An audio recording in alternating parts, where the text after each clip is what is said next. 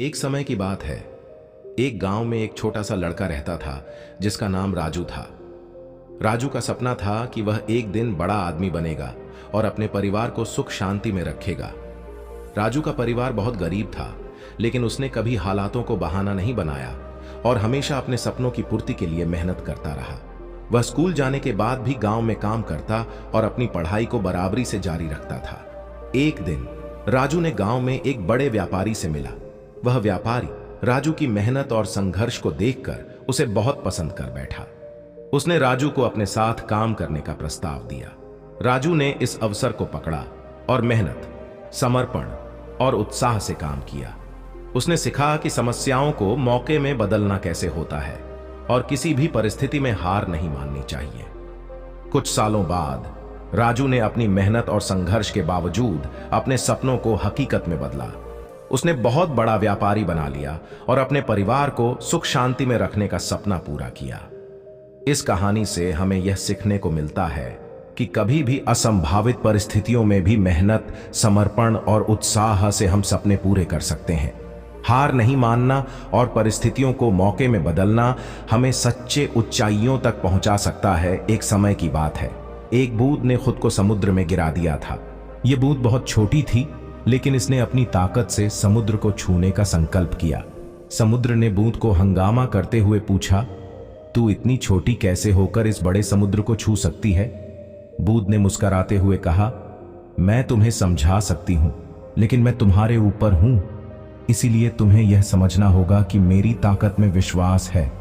मैं जानती हूं कि अगर मैं यहीं रहूंगी तो कभी कभी मेरी छोटी सी बूंदें समुद्र को महसूस करा सकती हैं। समुद्र ने समझा कि छोटी सी बूंद में भी ताकत हो सकती है और उसने बूंद से कहा, तू अपने मकसद की प्राप्ति में सफल होगी क्योंकि तू अपनी ताकत में यकीन रखती है। इस कहानी से हमें यह सीखने को मिलता है कि हमें अपने छोटे क्षमताओं और संघर्षों में भी यकीन रखना चाहिए। छोटी सी कोशिशें भी बड़े मकसदों की प्राप्ति में सफलता ला सकती हैं। बहुत समय पहले एक बौद्ध भिक्षु था जिसका नाम था तेनालीराम। वह अपने शिष्यों के साथ वन में ध्यान और ध्यान की प्रक्रिया में था। एक दिन उसे एक युवक ने अपने शिष्यों के साथ देखा। युवक ने भिक्षु से पूछा, भिक्षु जी, मैं आपके साथ रहना चाहता हूं और आपकी सीख सीखना चाहता हूं। तेनालीराम ने युवक से पूछा, तुम्हारे पास क्या है? युवक ने उत्तर दिया, मेरे पास कुछ नहीं है। फिर तेनालीराम ने कहा, अगर तुम्हारे पास कुछ नहीं है तो तुम्हें मुझसे क्या सीखना है? युवक ने सोचा और कहा, आपकी सीख मुझे समझाती है कि हमारे पास कुछ न होने पर भी हम कुछ सीख सकते हैं और अपना जीवन अर्थपूर्ण बना सकते हैं। तेनालीराम ने उस युवक को अपने साथ रखा और उसे बौद्ध धर्म की सीखें सिखाई। उस युवक ने ध्यान और समझ के माध्यम से अपना जीवन समृद्ध किया और बौद्ध धर्म की सीखों को अपनाया। यह कहानी हमें यह बताती है कि हमारे पास जो कुछ भी हो, हम अपने जीवन को समृद्ध और अर्थपूर्ण बना सकते हैं। ध्यान और समझ से हम जीवन में सफलता प्राप्त कर सकते हैं। बहुत समय पहले कुशिनगर नामक एक गांव में एक बौद्ध भिक्षु रहता था जिसका नाम था महाकाश्यप था। वह बहुत ही संतुलित और संयमित जीवन जीता था। उसका दिन रोज समय समय पर ध्यान और मेधावी विचारों में बीतता था। एक दिन एक अत्यंत धनवान व्यक्ति ने उससे मिलने के लिए आया। वह धनी व्यक्ति महाकाश्यप के पास आकर बोला, भिक्षु जी, मैं अत्यंत धनवान हूं। मेरा जीवन अधिकतम धन और सुख के साथ भरा हुआ है, लेकिन मुझे शांति नहीं मिल रही है। कृपया मुझे उस शांति की जानकारी दीजिए जो आपके पास है। महाकाश्यप ने साधुवाद देते हुए कहा, भगवान बुद्ध ने हमें शांति का मार्ग दिखाया है। यह धन और संपत्ति का संचय नहीं है, बल्कि आत्मसंयम और नैतिकता में है। आत्मसंयम और ध्यान से ही शांति प्राप्त होती है। धनी व्यक्ति ने पूछा, लेकिन मैं ध्यान और आत्मसंयम कैसे प्राप्त कर सकता हूं? महाकाश्यप ने उसे ध्यान के महत्व का बयान करते हुए अपने शिष्य के रूप में उसे सिखाने लगे। वह धनी व्यक्ति ने भी समय समय पर ध्यान और मेधावी विचारों में ध्यान देना शुरू किया। कुछ समय बाद वह धनी व्यक्ति वापस आया और धनी होने के बावजूद भी बोला, आपके द्वारा सिखाई गई ध्यान और आत्मसंयम की वजह से मैंने अब तक कभी इतनी शांति नहीं महसूस की थी। मेरे धन और संपत्ति की तुलना में यह शांति अधिक मूल्यवान है। आपका आभारी हूं। इस कहानी से हमें यह सीखने को मिलता है कि शांति और संतोष आत्मसंयम और ध्यान से ही मिलते हैं। धन और संपत्ति का अर्थ सिर्फ उनकी मात्रा में नहीं होता, बल्कि आत्मा की शांति में भी होता है। एक समय की बात है, एक गांव में एक छोटा सा लड़का रहता था जिसका नाम राजू था। राजू का सपना था कि वह एक दिन बड़ा आदमी बनेगा और अपने परिवार को सुख शांति में रखेगा। राजू का परिवार बहुत गरीब था, लेकिन उसने कभी हालातों को बहाना नहीं बनाया और हमेशा अपने सपनों की पूर्ति के लिए मेहनत करता रहा। वह स्कूल जाने के बाद भी गांव में काम करता और अपनी पढ़ाई को बराबरी से जारी रखता था। एक दिन राजू ने गांव में एक बड़े व्यापारी से मिला। वह व्यापारी राजू की मेहनत और संघर्ष को देखकर उसे बहुत पसंद कर बैठा। उसने राजू को अपने साथ काम करने का प्रस्ताव दिया। राजू ने इस अवसर को पकड़ा और मेहनत, समर्पण और उत्साह से काम किया। उसने सीखा कि समस्याओं को मौके में बदलना कैसे होता है और किसी भी परिस्थिति में हार नहीं माननी चाहिए। कुछ सालों बाद राजू ने अपनी मेहनत और संघर्ष के बावजूद अपने सपनों को हकीकत में बदला। उसने बहुत बड़ा व्यापारी बना लिया और अपने परिवार को सुख शांति में रखने का सपना पूरा किया। इस कहानी से हमें यह सीखने को मिलता है। एक समय की बात है, भगवान गौतम बुद्ध एक गांव में धर्म सभा को संबोधित कर रहे थे। लोग अपनी विभिन्न परेशानियों को लेकर उनके पास जाते और उसका हल लेकर खुशी खुशी वहां से लौटते। उसी गांव के सड्डीडीडीएचके के किनारे एक गरीब व्यक्ति बैठा रहता तथा महात्मा बुद्ध के उपदेश शिविर में आने जाने वाले लोगों को बड्ढे ध्यान से देखता। उसे बद्धा आश्चर्य होता कि लोग अंदर तो बड्ढे दुखी चेहरे लेकर जाते हैं, लेकिन जब वापस आते हैं तो बड्ढे खुश और प्रसन्न दिखाई देते हैं। उस गरीब को लगा कि क्यों न वो भी अपनी समस्या को भगवान के समक्ष रखे। मन में यह विचार लिए वह भी महात्मा बुद्ध के पास पहुंचा। लोग पंक्तिबद्ध खड़ी डीडीए होकर अपनी समस्या को बता रहे थे। जब उसकी बारी आई तो उसने सबसे पहले महात्मा बुद्ध को प्रणाम किया और फिर कहा, भगवान, इस गांव में लगभग सभी लोग खुश और समृद्ध हैं, फिर मैं ही क्यों गरीब हूं? इस पर उन्होंने मुस्कुराते हुए कहा, तुम गरीब और निर्धन इसलिए हो क्योंकि तुमने आज तक किसी को कुछ दिया ही नहीं। महात्मा बुद्ध के पास सेठ रतनचंद दर्शन को आए तो साथ में ढेरों साम्राज्ञी उपहार स्वरूप लाए। वहां उपस्थित जन समूह एक बार तो वाह वाह कर उठा। सेठ रतनचंद का सिर तो गर्व से तना जा रहा था। बुद्ध के साथ वार्तालाप प्रारंभ हुआ तो सेठ ने बताया कि इस नगर के अधिसंख्य चिकित्सालयों, विद्यालयों और अनाथालयों का निर्माण मैंने ही कराया है। आप जिस सिंहासन पर बैठे हैं वह भी मैंने ही भेंट किया है, आदि आदि कई दान सेठ जी ने गिनवा दिए। सेठ जी ने जब जाने की आज्ञा चाही तो बुद्ध बोले, जो कुछ साथ लाए थे सब यहां छोड़ डाकर जाओ। सेठ जी चकित होकर बोले, प्रभु, मैंने तो सब कुछ आपके समक्ष अर्पित कर दिया है। बुद्ध बोले, नहीं, तुम जिस अहंकार के साथ आए थे उसी के साथ वापस जा रहे हो। यह सांसारिक वस्तुएं मेरे किसी काम की नहीं। अपना अहम यहां त्याग कर जाओ, वही मेरे लिए बड़ा उपहार होगा। महात्मा बुद्ध का यह कथन सुनकर सेठ जी उनके चरणों में नतमस्तक हो गए। भीतर समाया हुआ सारा अहंकार अश्रु बनकर बुद्ध के चरणों को धो रहा था। भगवान बुद्ध एक पेड्डे के नीचे चबूतरे पर बैठे हुए थे। हर भक्त की भेंट स्वीकार कर रहे थे। तभी एक वृद्धा आई। उसने कांपती आवाज में कहा, भगवान, मैं बहुत गरीब हूं, मेरे पास आपको भेंट देने के लिए कुछ भी नहीं है। हां, आज एक आम मिला है, मैं इसे आधा खा चुकी थी, तभी पता चला कि तथागत आज दान ग्रहण करेंगे, अतः मैं यह आम आपके चरणों में भेंट करने आई हूं, कृपा कर इसे स्वीकार करें। गौतम बुद्ध ने अपनी अंजुरी पात्र में वह आधा आम प्रेम और श्रद्धा से रख दिया, मानो कोई बद्धा रत्न हो। वृद्धा संतुष्ट भाव से लौट गई। वहां उपस्थित राजा यह देखकर चकित रह गया। उसे समझ नहीं आया कि भगवान बुद्ध वृद्धा का झूठा आम प्राप्त करने के लिए आसन छोड़कर नीचे तक हाथ पसार कर क्यों आए। पूछा, भगवान, इस वृद्ध में और इसकी भेंट में क्या ऐसी विशेषता है? एक समय की बात है, भगवान गौतम बुद्ध एक गांव में धर्म सभा को संबोधित कर रहे थे। लोग अपनी विभिन्न परेशानियों को लेकर उनके पास जाते और उसका हल लेकर खुशी खुशी वहां से लौटते। उसी गांव के सड़क के किनारे एक गरीब व्यक्ति बैठा रहता तथा महात्मा बुद्ध के उपदेश शिविर में आने जाने वाले लोगों को बड़े ध्यान से देखता। उसे बड़ा आश्चर्य होता कि लोग अंदर तो बड़े दुखी चेहरे लेकर जाते हैं, लेकिन जब वापस आते हैं तो बड़े खुश और प्रसन्न दिखाई देते हैं। उस गरीब को लगा कि क्यों न वो भी अपनी समस्या को भगवान के समक्ष रखे। मन में यह विचार लिए वह भी महात्मा बुद्ध के पास पहुंचा। लोग पंक्तिबद्ध खड़े होकर अपनी समस्या को बता रहे थे। जब उसकी बारी आई तो उसने सबसे पहले महात्मा बुद्ध को प्रणाम किया और फिर कहा, भगवान, इस गांव में लगभग सभी लोग खुश और समृद्ध हैं। फिर मैं ही क्यों गरीब हूँ? इस पर उन्होंने मुस्कुराते हुए कहा, तुम गरीब और निर्धन इसलिए हो क्योंकि तुमने आज तक किसी को कुछ दिया ही नहीं। महात्मा बुद्ध के पास सेठ रतनचंद दर्शन को आए तो साथ में ढेरों सामग्री उपहार स्वरूप लाए। वहां उपस्थित जनसमूह एक बार तो वाह वाह कर उठा। सेठ रतनचंद का सिर तो गर्व से तना जा रहा था। बुद्ध के साथ वार्तालाप प्रारंभ हुआ तो सेठ ने बताया कि इस नगर के अधिसंख्य चिकित्सालयों, विद्यालयों और अनाथालयों का निर्माण मैंने ही कराया है।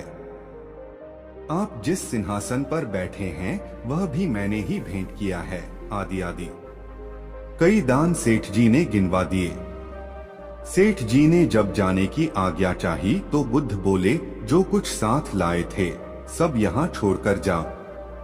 सेठ जी चकित होकर बोले, प्रभु, मैंने तो सब कुछ आपके समक्ष अर्पित कर दिया है।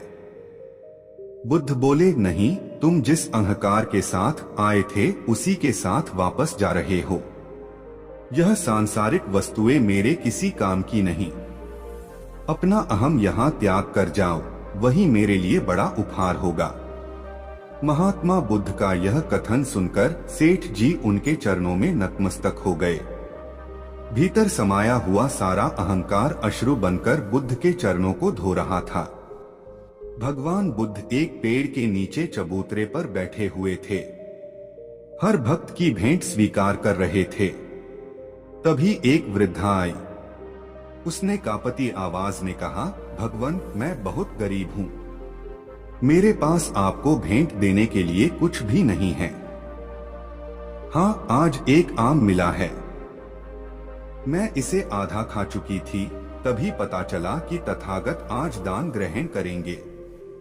आथ मैं यह आम आपके चरणों में भेंट करने आई हूँ। कृपा कर इसे स्वीकार करें। गौतम बुद्ध ने अपनी अंजुरी पात्र में वह आधा आम प्रेम और श्रद्धा से रख दिया, मानो कोई बड़ा रत्न हो। वृद्धा संतुष्ट भाव से लौट गई। वहां उपस्थित राजा यह देखकर चकित रह गया। उसे समझ नहीं आया कि भगवान बुद्ध वृद्धा का जूठा आम प्राप्त करने के लिए आसन छोड़कर नीचे तक हाथ पसार कर क्यों आए। पूछा, भगवान, इस वृद्ध में और इसकी भेंट में क्या ऐसी विशेषता है? बुद्ध मुस्कुराकर बोले, राजन, इस वृद्धा ने अपनी संपूर्ण संचित पूंजी मुझे भेंट कर दी, जबकि आप लोगों ने अपनी संपूर्ण संपत्ति का केवल एक छोटा भाग ही मुझे भेंट किया है। दान के अहंकार में डूबे हुए बग्घी पर चढ़कर आए हो। वृद्धा के मुख पर कितनी करुणा और कितनी नम्रता थी। युगों युगों के बाद ऐसा दान मिलता है। एक समय की बात है, गौतम बुद्ध के समय में एक गांव में एक बच्चा रहता था। वह बच्चा बहुत ही खुशमिजाज था और हर किसी के साथ अच्छा व्यवहार करता था। उसके पिता ने उसे एक घोड़े के साथ दिया था। वह बच्चा हमेशा उस घोड़े के साथ घूमता रहता था। एक दिन बच्चा और उसका घोड़ा एक सड़क के पास से गुजर रहे थे। तभी एक व्यक्ति उनके पास आया और कहा, बच्चे, मेरे पास पैसे नहीं हैं, क्या तुम मुझे कुछ दे सकते हो? बच्चा ने वहां से खुदा हंसते हुए गुजर दिया। उसके बाद कुछ देर बाद एक और व्यक्ति आया और वह भी पैसे मांगने लगा। बच्चा फिर से उसे पैसे नहीं दिया। घोड़ा ने देखा कि बच्चा पैसों को नहीं दे रहा है, इसलिए घोड़ा ने उसे किया इशारा और कहा, बच्चे, जब तूने पहले व्यक्ति को पैसे नहीं दिए तो मैंने कुछ नहीं कहा। लेकिन जब तूने दूसरे को पैसे नहीं दिए तो तू अपने नियम का उल्लंघन कर दिया। इस समय बच्चा ने समझा कि सच्चे दान का महत्व क्या होता है। उसने उस व्यक्ति को पैसे दिए और अब से वह हमेशा दूसरों की मदद करने के लिए तैयार रहता। यह कहानी बहुत ही पुरानी है। उस समय महात्मा गौतम बुद्ध पूरे भारतवर्ष में घूम घूम कर बौद्ध धर्म की शिक्षाओं का प्रसार कर रहे थे। धर्म प्रचार के सिलसिले में वे अपने कुछ अनुयायियों के साथ एक गांव में घूम रहे थे। काफी देर तक भ्रमण करते रहने से उन्हें बहुत प्यास लग गई थी। प्यास बढ़ता देख उन्होंने एक शिष्य को पास के गांव से पानी लाने के लिए कहा। शिष्य जब गांव में पहुंचा तो उसने देखा कि वहां एक छोटी सी नदी बह रही है जिसमें काफी लोग अपने वस्त्र साफ कर रहे थे और कई अपने गायों को नहला रहे थे। इस कारण नदी का पानी काफी गंदा हो गया था। शिष्य को नदी के पानी का ये हाल देख लगा कि गुरुजी के लिए यह गंदा पानी ले जाना उचित नहीं होगा। इस तरह वह बिना पानी के ही वापस आ गया। लेकिन इधर गुरुजी का तो प्यास से गला सूखा जा रहा था, इसलिए पुनः उन्होंने पानी लाने के लिए दूसरे शिष्य को भेजा। इस बार वह शिष्य उनके लिए मटके में पानी भरकर लाया। यह देख महात्मा बुद्ध थोड़ा आश्चर्यचकित हुए। उन्होंने शिष्य से पूछा, गांव में बहने वाली नदी का पानी तो गंदा था, फिर ये पानी कहां से लाए? शिष्य बोला, हाँ गुरुजी, उस नदी का जल सही में बहुत गंदा था, परंतु जब सभी अपना कार्य खत्म करके चले गए तब मैंने कुछ देर वहां ठहरकर पानी में मिली मिट्टी के नदी के तल में बैठने का इंतजार किया। जब मिट्टी नीचे बैठ गई तो पानी साफ हो गया। वही पानी लाया हूँ। महात्मा बुद्ध शिष्य का यह उत्तर सुनकर बहुत खुश हुए तथा अन्य शिष्यों को एक शिक्षा दी कि हमारा जीवन भी नदी के जल जैसा ही है। जीवन में अच्छे कर्म करते रहने से यह हमेशा शुद्ध बना रहता है, परंतु अनेकों बार जीवन में ऐसे भी क्षण आते हैं जब हमारा जीवन दुख और समस्याओं से घिर जाता है। ऐसी अवस्था में जीवन समान यह पानी भी गंदा लगने लगता है। मित्रों, इसलिए हमें जीवन में दुख और बुराइयों को देखकर अपना साहस नहीं खोना चाहिए और धैर्य रखना चाहिए। गंदगी समान ये समस्याएं स्वयं ही धीरे धीरे खत्म हो जाती हैं। यह कहानी बहुत ही पुरानी है। उस समय महात्मा गौतम बुद्ध पूरे भारतवर्ष में घूम घूम कर बौद्ध धर्म की शिक्षाओं का प्रसार कर रहे थे। धर्म प्रचार के सिलसिले में वे अपने कुछ अनुयायियों के साथ एक गांव में घूम रहे थे।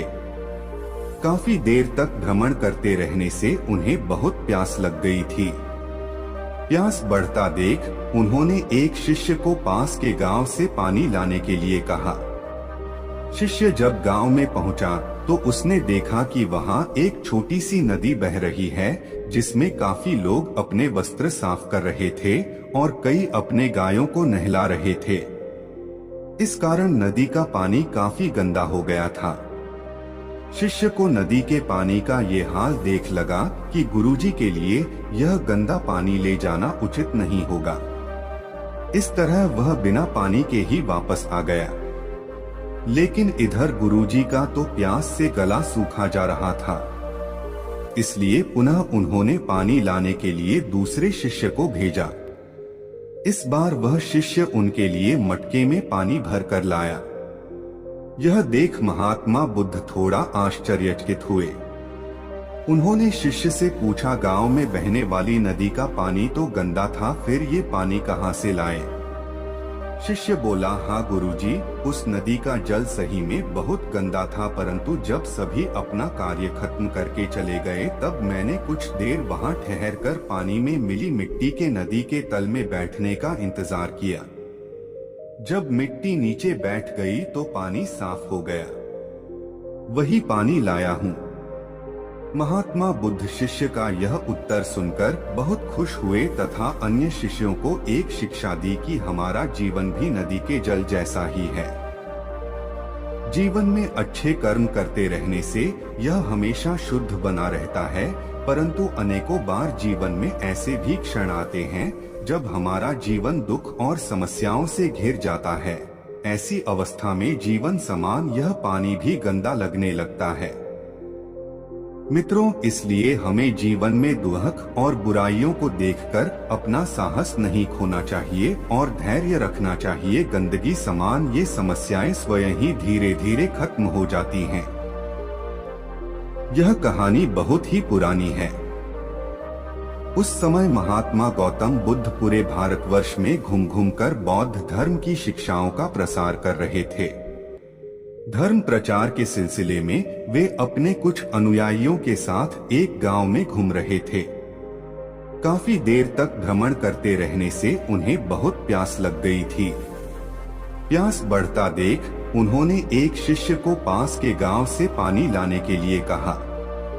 शिष्य जब गांव में पहुंचा तो उसने देखा कि वहां एक छोटी सी नदी बह रही है, जिसमें काफी लोग अपने वस्त्र साफ कर रहे थे और कई अपने गायों को नहला रहे थे। इस कारण नदी का पानी काफी गंदा हो गया था। शिष्य को नदी के पानी का ये हाल देख लगा कि गुरुजी के लिए यह गंदा पानी ले जाना उचित नहीं होगा। इस तरह वह बिना पानी के ही वापस आ गया। लेकिन इधर गुरुजी का तो प्यास से गला सूखा जा रहा था। इसलिए पुनः उन्होंने पानी लाने के लिए दूसरे शिष्य को भेजा। इस बार वह शिष्य उनके लिए मटके में पानी भरकर लाया। यह देख महात्मा बुद्ध थोड़ा आश्चर्यचकित हुए। उन्होंने शिष्य से पूछा, गांव में बहने वाली नदी का पानी तो गंदा था, फिर ये पानी कहां से लाए? शिष्य बोला, हाँ गुरुजी, उस नदी का जल सही में बहुत गंदा था, परंतु जब सभी अपना कार्य खत्म करके चले गए तब मैंने कुछ देर वहां ठहरकर पानी में मिली मिट्टी के नदी के तल में बैठने का इंतजार किया। जब मिट्टी नीचे बैठ गई तो पानी साफ हो गया। वही पानी लाया हूँ। महात्मा बुद्ध शिष्य का यह उत्तर सुनकर बहुत खुश हुए तथा अन्य शिष्यों को एक शिक्षा दी कि हमारा जीवन भी नदी के जल जैसा ही है। जीवन में अच्छे कर्म करते रहने से यह हमेशा शुद्ध बना रहता है, परंतु अनेकों बार जीवन में ऐसे भी क्षण आते हैं जब हमारा जीवन दुख और समस्याओं से घिर जाता है। ऐसी अवस्था में जीवन समान यह पानी भी गंदा लगने लगता है। मित्रों, इसलिए हमें जीवन में दुख और बुराइयों को देखकर अपना साहस नहीं खोना चाहिए और धैर्य रखना चाहिए। गंदगी समान ये समस्याएं स्वयं ही धीरे धीरे खत्म हो जाती हैं। बहुत समय पहले एक बौद्ध भिक्षु था जिसका नाम था तेनालीराम। वह अपने शिष्यों के साथ वन में ध्यान और ध्यान की प्रक्रिया में था। एक दिन उसे एक युवक ने अपने शिष्यों के साथ देखा। युवक ने भिक्षु से पूछा, भिक्षु जी, मैं आपके साथ रहना चाहता हूं और आपकी सीख सीखना चाहता हूं। तेनालीराम ने युवक से पूछा, तुम्हारे पास क्या है? युवक ने उत्तर दिया, मेरे पास कुछ नहीं है। फिर तेनालीराम ने कहा, अगर तुम्हारे पास कुछ नहीं है तो तुम्हें मुझसे क्या सीखना है? युवक ने सोचा और कहा, आपकी सीख मुझे समझाती है कि हमारे पास कुछ न होने पर भी हम कुछ सीख सकते हैं और अपना जीवन अर्थपूर्ण बना सकते हैं। तेनालीराम ने उस युवक को अपने साथ रखा और उसे बौद्ध धर्म की सीखें सिखाई। उस युवक ने ध्यान और समझ के माध्यम से अपना जीवन समृद्ध किया और बौद्ध धर्म की सीखों को अपनाया। यह कहानी हमें यह बताती है कि हमारे पास जो कुछ भी हो, हम अपने जीवन को समृद्ध और अर्थपूर्ण बना सकते हैं। ध्यान और समझ से हम जीवन में सफलता प्राप्त कर सकते हैं। बहुत समय पहले कुशिनगर नामक एक गांव में एक बौद्ध भिक्षु रहता था जिसका नाम था महाकाश्यप था। वह बहुत ही संतुलित और संयमित जीवन जीता था। उसका दिन रोज समय समय पर ध्यान और मेधावी विचारों में बीतता था। एक दिन एक अत्यंत धनवान व्यक्ति ने उससे मिलने के लिए आया। वह धनी व्यक्ति महाकाश्यप के पास आकर बोला, भिक्षु जी, मैं अत्यंत धनवान हूं। मेरा जीवन अधिकतम धन और सुख के साथ भरा हुआ है, लेकिन मुझे शांति नहीं मिल रही है। कृपया मुझे उस शांति की जानकारी दीजिए जो आपके पास है। महाकाश्यप ने साधुवाद देते हुए कहा, भगवान बुद्ध ने हमें शांति का मार्ग दिखाया है। यह धन और संपत्ति का संचय नहीं है, बल्कि आत्म संयम और नैतिकता में है। आत्मसंयम और ध्यान से ही शांति प्राप्त होती है। धनी व्यक्ति ने पूछा, लेकिन मैं ध्यान और आत्मसंयम कैसे प्राप्त कर सकता हूं? महाकाश्यप ने उसे ध्यान के महत्व का बयान करते हुए अपने शिष्य के रूप में उसे सिखाने लगे। वह धनी व्यक्ति ने भी समय समय पर ध्यान और मेधावी विचारों में ध्यान देना शुरू किया। कुछ समय बाद वह धनी व्यक्ति वापस आया और धनी होने के बावजूद भी बोला, आपके द्वारा सिखाई गई ध्यान और आत्मसंयम की वजह से मैंने अब तक कभी इतनी शांति नहीं महसूस की थी। मेरे धन और संपत्ति की तुलना में यह शांति अधिक मूल्यवान है। आपका आभारी हूं। इस कहानी से हमें यह सीखने को मिलता है कि शांति और संतोष आत्मसंयम और ध्यान से ही मिलते हैं। धन और संपत्ति का अर्थ सिर्फ उनकी मात्रा में नहीं होता, बल्कि आत्मा की शांति में भी होता है।